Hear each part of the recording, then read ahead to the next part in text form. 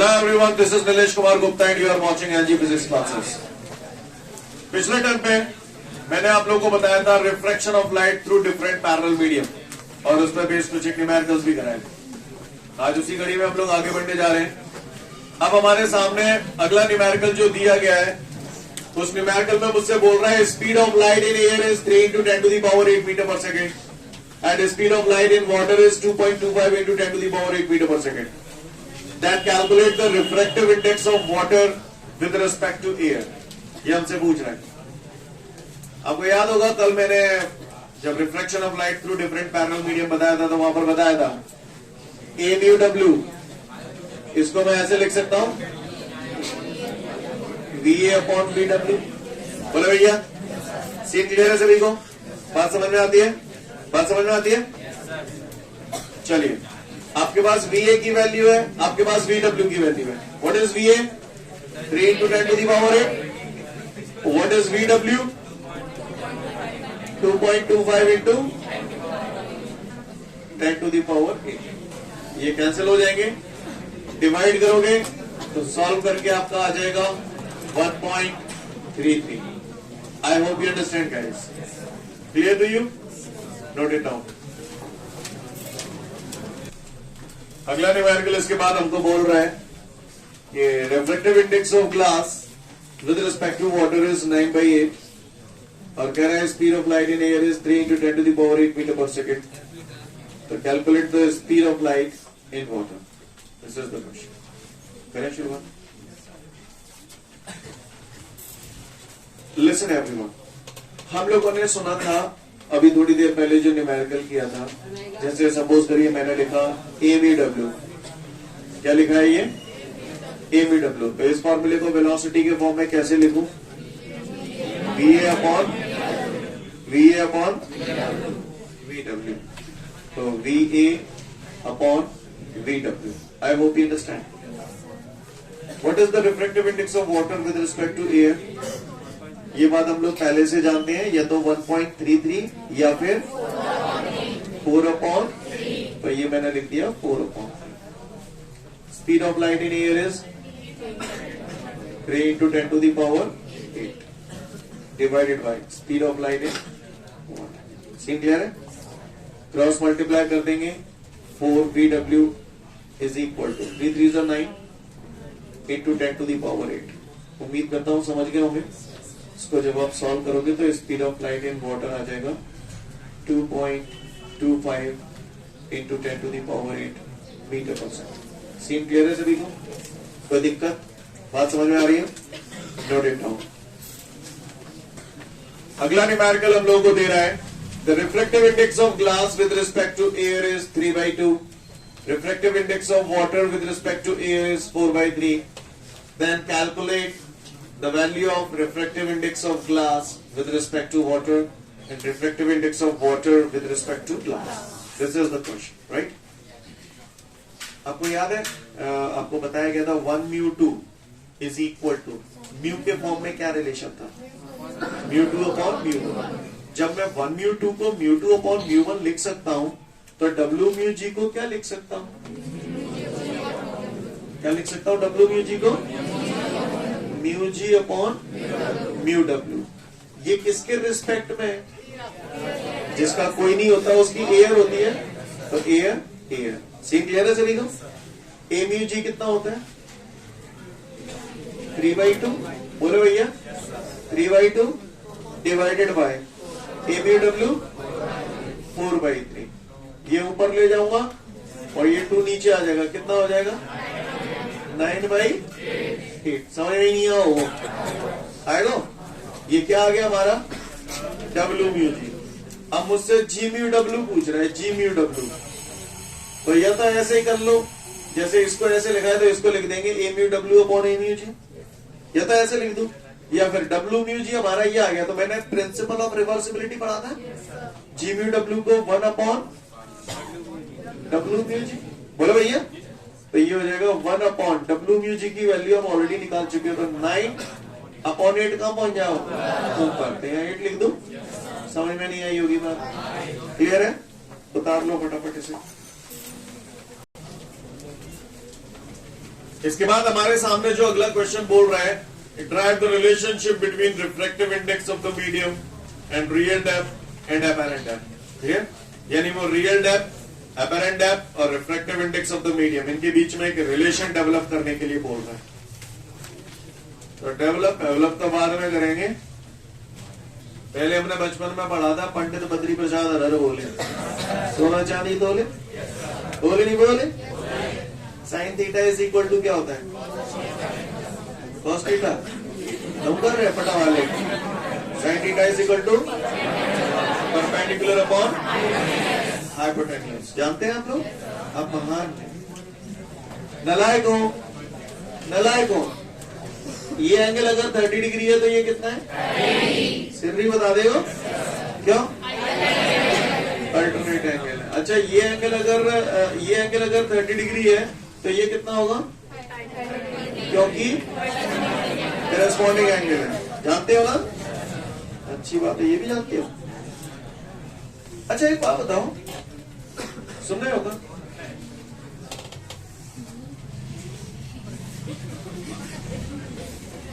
Listen, suppose करिए ये आपकी कॉपी है, ठीक है, नोटबुक है, और इस पे आप लिखना चालू करते हो तो लिखने का ट्रेंड आपका ऐसे ही तो रहता है।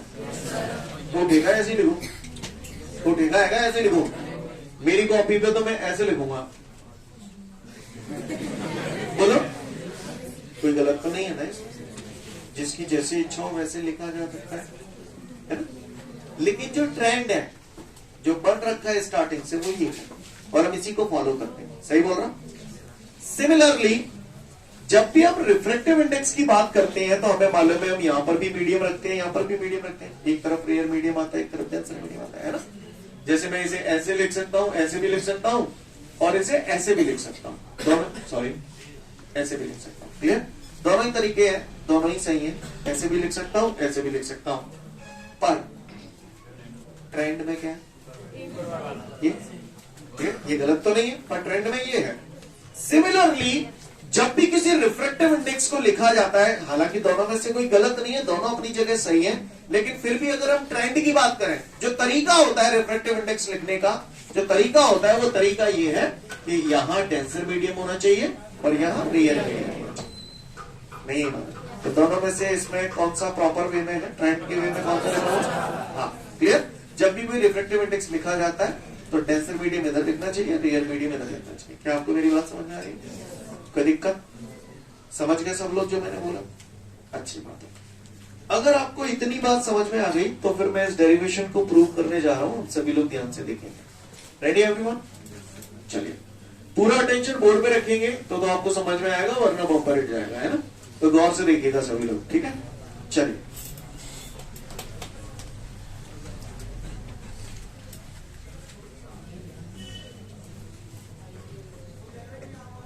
ये कंटेनर है, दिखाई दे रहा है आपको कंटेनर?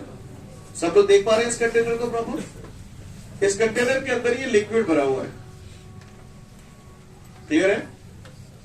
और इस कंटेनर में यहां पर एक सिक्का रखा हुआ है, कॉइन रखा हुआ है, ए पॉइंट पर, ठीक है? ए पॉइंट पर एक कॉइन रखा हुआ है, दिखाई दे रहा है आपको? इस वाटर लेवल से इतनी गहराई पर है ये, H. This is the real depth of the coin. सिक्का वास्तव में यहां मौजूद है या नहीं है? सीन क्लियर है सभी को? यहां पर एक वर्ड इस्तेमाल किया गया जिसका नाम है एपरेंट। एपरेंट का मतलब समझते हो क्या? हाँ, जो चीज रियल नहीं होती पर हमें ऐसा लगता है कि ऐसा हो रहा है, उसको हम एपरेंट बोलते हैं। जैसे कोई रॉड है, ठीक है, लकड़ी की कोई छड़ है, आप उसे पानी में डाल देते हो तो वो आपको टेढ़ी नजर आती है। तो वो जो टेढ़ी नजर आ रही है वो क्या है? एपरेंट इमेज है। क्या वो रियल इमेज है? क्या वास्तव में वो टेढ़ी है?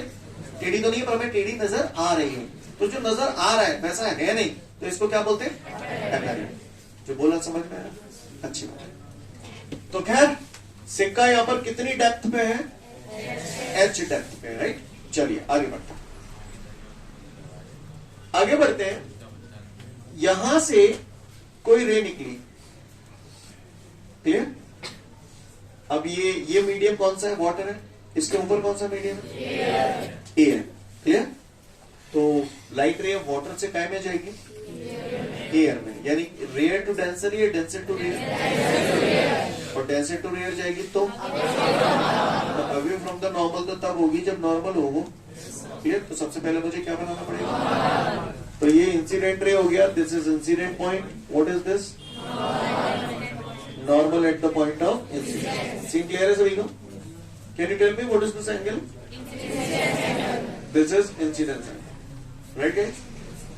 अब डेंसर से रेयर जा रही है, ये रे ऐसे आ रही है तो कायदे से इसे ऐसे ही जाना चाहिए था सीधे, लेकिन ये क्या हो जाएगी, तो अवे फ्रॉम द नॉर्मल ऐसे होगी या ऐसे होगी, ऐसे होगी, तो ऐसे कर दो इसको, क्लियर हो गई ऐसे। बोलो भैया बात समझ में आ रही है सभी को, ये मैंने थोड़ी सी बैंड कर दी। सीन क्लियर है सभी को? ए, इस पॉइंट को मैंने नाम दे दिया बी, इस पॉइंट को मैंने नाम दे दिया C. A B is the incident ray and B C is the refracted ray. Scene clear है सभी को? किसी को कोई दिक्कत? क्या आप लोग मुझे बता सकते हैं ये एंगल कितना है? कोई दिक्कत? सबको सीन क्लियर है?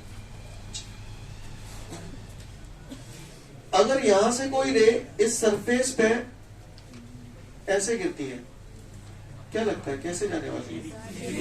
ये बात मैं स्टार्टिंग में इस चैप्टर के मैं बता चुका हूं, जब भी कोई लाइट रे किसी सरफेस पे परपेंडिकुलर इंसिडेंट होती है तो विदाउट एनी डेविएशन टेढ़ी है, ये देखो और समझ रहे ना मेरी बात को, सीधी निकलती। Scene clear? इस पॉइंट को मैंने नाम दे दिया एम, कुछ भी दे सकते हैं, जरूरी नहीं है जो नाम मैंने दिए वही आपने, क्लियर। बढ़ो आगे। ये एंगल आई है, आप मुझे बता सकते हैं व्हाट इज दिस एंगल? क्यों क्यों? वही जेड टाइप का बन रहा है, सही बोल रहा हूँ मैं? अच्छी बात है, यहां तक आपको नजारा क्लियर है पूरा, बिल्कुल है।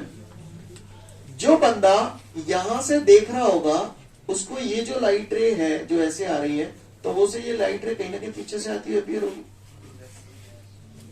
बोलो भैया। तो उसे सिक्के का इमेज यहां की बजाय यहां दिखाई देगा। कहानी समझ में आई आपको? यानी सिक्का ए पॉइंट की बजाय ए डैश पॉइंट पे नजर आ रहा है। यानी ये कौन सा फिनोमेना हुआ है? रिफ्लेक्शन का। तो रिफ्लेक्शन की फिनोमेना की वजह से पानी में पड़ा हुआ सिक्का अपनी नॉर्मल पोजीशन से ऊंचा उठा हुआ नजर आता है। ओटी में बहुत पूछा जाता है, clear? A coin dipped into the water appears to be raised because of refraction of light. Clear है? समझ में आ रही है बात? अब सिक्का पहले यहां था, this was the real depth, अब यहां पर अपीयर हो रहा है, तो ये कौन सी डेप्थ हो गई? Apparent depth. ये जो डेप्थ है हमारी वो कौन सी डेप्थ है? एपेरेंट डेप्थ को मैंने एच डैश से शो कर दिया। कोई दिक्कत? मुझे बता सकते हो आप लोग ये एंगल कितना होगा? आर। आर क्यों होगा आर? मैंने अभी 2 मिनट पहले बताया था, ये एंगल अगर आर है तो ये भी आर ही होगा। अब गौर से देखिए इस वाली लाइन को, ये लाइन यहाँ पे आगे खत्म है, ये लाइन आर बना रही है तो ये भी आर ही बनेगी। नहीं, यही बात समझ, नजारा क्लियर है आप सभी को? किसी को कोई दिक्कत यहाँ तक? बात तो समझ में आ गई? In this figure A B is the incident ray and B C is the refracted ray. Scene clear? आगे बढ़ो। कौन सा फिनोमेना हो रहा है? रिफ्लेक्शन का फिनोमेना हो रहा है, तो लॉ काय के लगेंगे? काय के लॉ लगेंगे? रिफ्रैक्शन के। तो क्या है law of refraction? Snell's law, specially Snell's law. क्या है Snell's law? 1/2 is equal to sine I upon sine. अगर पहले मीडियम से दूसरे मीडियम में जाती तो मैं लिखता 1/2। यहां पर काय से काय में जा रही है? वाटर से एयर में जा रही है, वाटर से एयर में जा रही है, तो मैं इसे ऐसे लिखूं W म्यू ए, बोलो भैया, is equal to sine I upon. क्या ये स्टेप समझ में आ गया? W म्यू ए भी लिख सकते हो, या फिर मान के चलिए सपोज करिए आप ये वाटर है, क्लियर, और ये जो मीडियम है वो कौन है? एयर। तो मुझे मालूम है एयर और वाटर में वाटर डेंसर है और एयर रेयर है, तो मैं इसे W म्यू भी लिख सकता हूं, या चाहे तो हम लोग इसे D म्यू आर भी लिख सकते हैं। Clear? Both are correct. Okay, तो आप D म्यू आर से करेंगे तो भी सही है, W म्यू से करेंगे तो भी सही है, क्योंकि यहां पर इस सिचुएशन में वाटर और एयर है। क्लियर है? समझ में आ रही है बात? ओके, आगे बढ़ो। आगे तो W mu A is equal to sine I upon sine R. मैंने बचपन में सुना था sine theta is equal to perpendicular upon. आइए देखते हैं इस ट्राइंगल को। देखिए ए एम बी ट्राइंगल दिख रहा है सभी को। एंगल आई यही तो है। सुना एंगल के सामने वाली साइड परपेंडिकुलर होती है, तो परपेंडिकुलर क्या हो गया इसमें? M B. Hypotenuse A B. पल्ले पड़ रहा है आपको? तो साइन आई की जगह में क्या चिपका दूं? M B upon A B. Clear? Sine R आप बताओ, मैं नहीं बताऊं। चलो तो परपेंडिकुलर एम बी, हाइपोटेन्यूज जोर से बोलो, चिल्ला क्यों रहे हो तुम? M B upon A dash.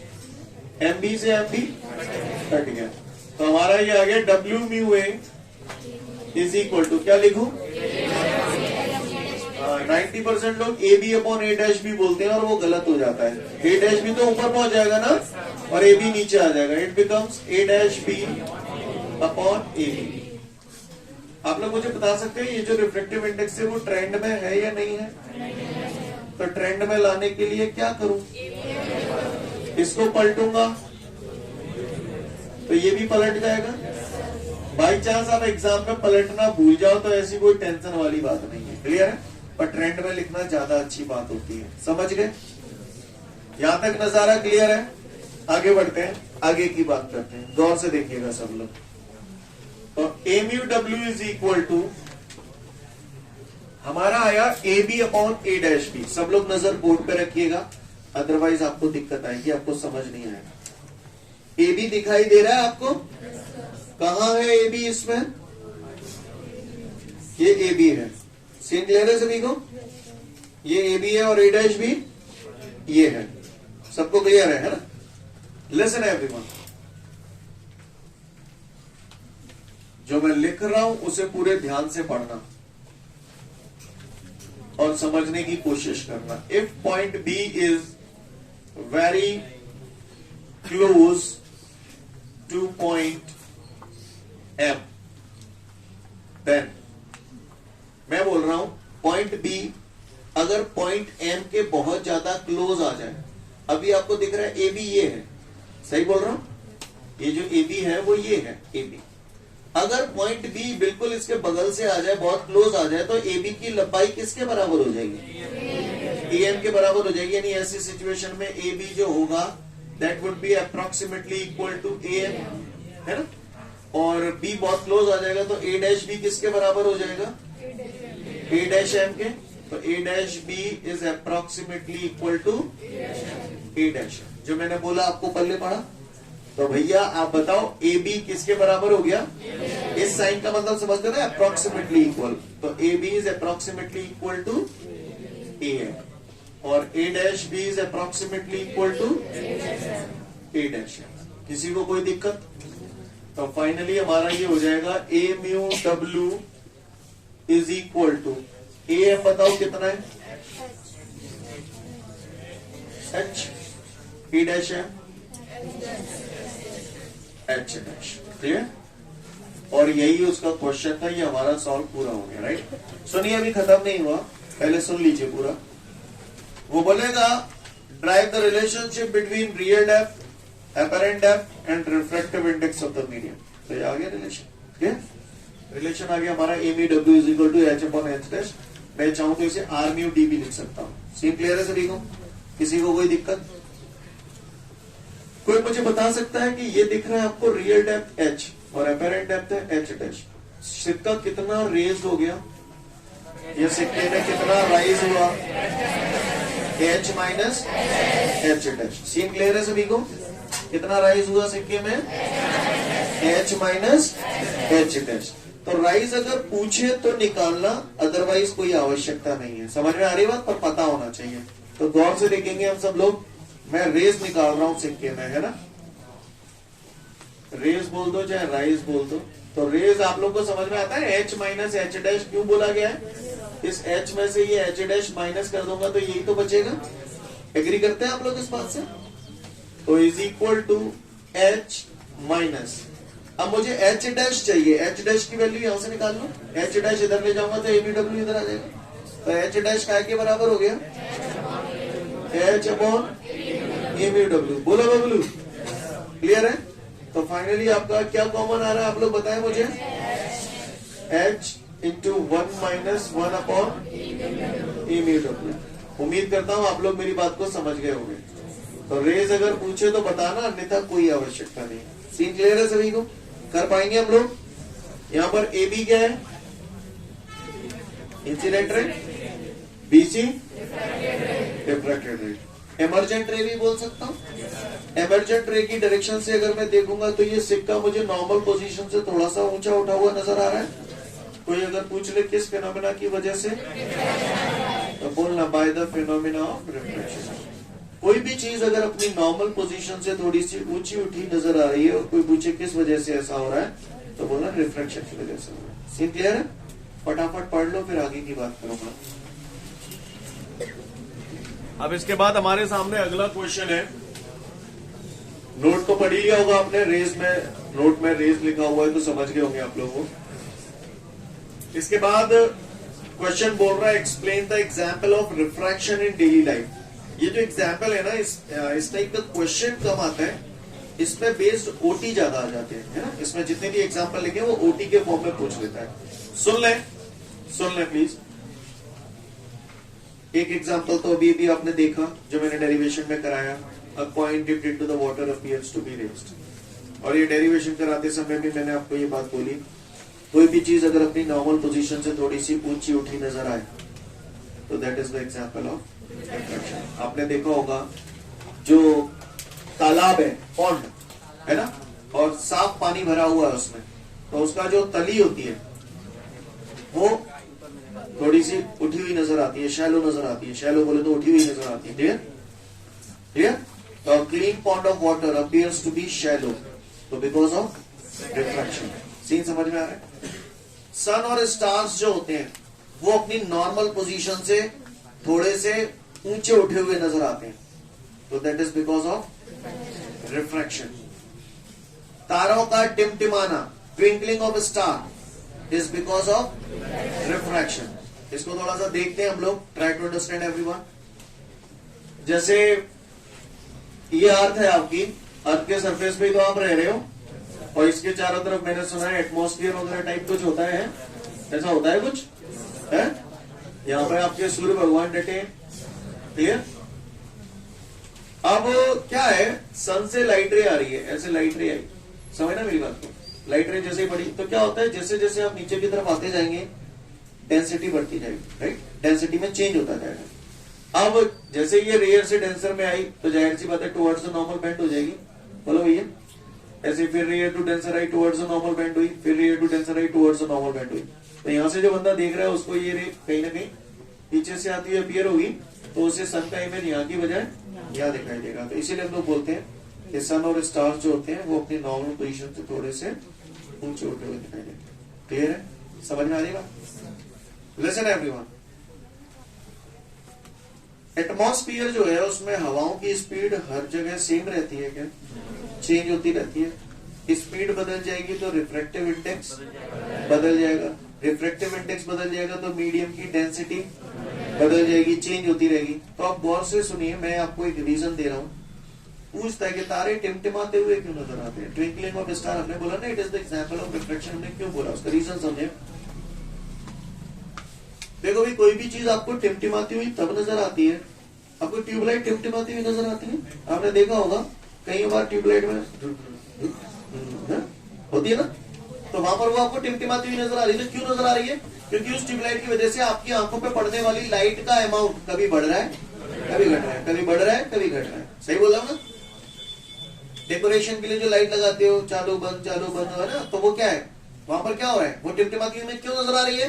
क्योंकि चालू तो हमारी आंखों पर पड़ने वाली लाइट का अमाउंट बढ़ गया, बंद तो कम हो गया।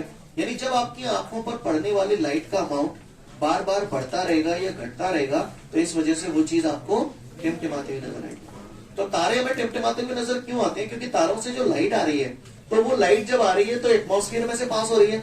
एटमॉस्फेयर में जाहिर सी बात है अलग अलग उसकी डेंसिटी अलग अलग होती है, तो ये जो लाइट रे डेविएट होती हुई आती है तो वो हिलती डुलती रहती है, जिसकी वजह से हमारी आंखों पे पड़ने वाली लाइट का अमाउंट बढ़ता घटता रहता है, जिसकी वजह से तारे टिमटिमाते हुए नजर आते हैं। फिर सन टिमटिमाता हुआ क्यों नजर नहीं आता? तो सूरज टिमटिमाता हुआ इसलिए नजर नहीं आता क्योंकि उससे जो लाइट हमारे पास पड़ रही है हमारी आंखों पे, उसका अमाउंट जरूरत से ज्यादा है। इस रिफ्लेक्शन की वजह से वहां पर थोड़े बहुत लाइट के अमाउंट में चेंज हो जाएगा, तो उससे कोई फर्क नहीं पड़ेगा। आपको मेरी बात समझ में क्लियर है? तो रिफ्लेक्शन के एग्जाम्पल समझ में है आपको क्या हुआ? Clear? Clean pot of water appears to be shallow. Coin dipped into the water appears to be raised. बात समझ में आ रही है? सन एंड स्टार अपनी ओरिजिनल पोजीशन से ऊंचे उठे हुए दिखाई दे रहे हैं। कहानी समझ में आ रही है आप लोगों को मेरी? सीन क्लियर है? कोई दिक्कत? ट्विंकलिंग ऑफ स्टार बहुत पूछा जाता है। It is the example of, तो बोलना रिफ्लेक्शन। ज्यादातर लोग इसे 99% लोग इसे गलत करके आते हैं। और क्यों करके आते हैं गलत, इसका जवाब आपको 2 दिन बाद दूंगा जब TIR पढ़ा दूंगा, ठीक है ना? खैर, तो जितनी बातें मैंने आपको बोली समझ में आई। अब मुझे एक बात का जवाब दो, सोच समझ के जवाब देना, चूतियों की तरह रिएक्ट मत करना। पहले तो एग्जाम्पल पढ़ लो, फिर उसके बाद बात करूंगा। अगर आपको मेरी बात समझ में आ गई, अभी अभी मैंने आपको बोला कि सन और स्टार जो होते हैं वो अपनी नॉर्मल पोजीशन से थोड़े से ऊंचे उठे हुए दिखाई देते हैं। एग्री करते हैं? ध्यान से सुनेंगे तो मेरी बात समझ पाएंगे, अदरवाइज आपको रट्टा ही लगाना पड़ेगा। कुटी में आ सकता है, 1 नंबर की क्वेश्चन में भी आ सकता है। आप बताइए, सनराइज नहीं हुआ है, सूर्योदय नहीं हुआ है, होने ही वाला है। हुआ नहीं है, होने ही वाला है। हुआ नहीं है, होने ही वाला है। जब हुआ नहीं है, होने ही वाला है, होने वाला है, हुआ नहीं है, तो उससे पहले ही हमें सन दिखाई देने लगेगा या नहीं देने लगेगा? देगा, by the phenomena of refraction. यानी सन राइज होने से पहले ही दिखने लगा, राइट? काय के फिनोमिना की वजह से, मतलब रिफ्रैक्शन के फिनोमिना की वजह से सन राइज होने से पहले ही दिखने लगा। अब हम बात कर रहे हैं सनसेट की। सनसेट हो गया, लेकिन जस्ट हुआ ही हुआ है। सनसेट हुआ ही हुआ है, जस्ट हुआ है, यानी डूब चुका है। डूबने के बाद दिखाई देगा, क्योंकि वो अपनी नॉर्मल पोजीशन से थोड़ा ऊंचा उठा हुआ दिखाई देता है। समझ में आ रहे? राइज होने से पहले ही दिखने लगा, सनसेट होने के बाद भी थोड़ी देर तक दिख रहा है, यानी रिफ्रैक्शन के फिनोमिना की वजह से दिन की लंबाई बढ़ गई। अगर रिफ्रैक्शन का फिनोमिना ना हो, in the absence of refraction, length of the day will. अगला नोट पढ़ लो, समझ जाओगे। ठीक है, तो फिर आज के लिए पर्याप्त है। कल करते हैं।